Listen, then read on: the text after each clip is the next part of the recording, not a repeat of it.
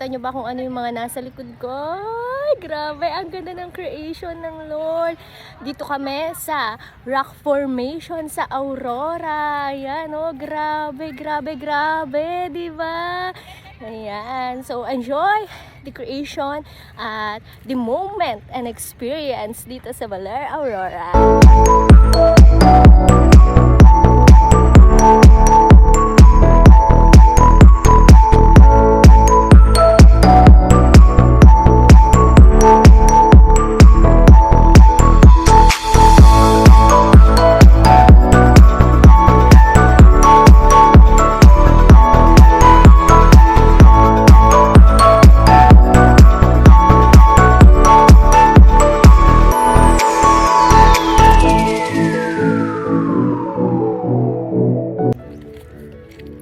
Always remember that you are a wonderful creation of God, that He can make wonderful creation to you and through you.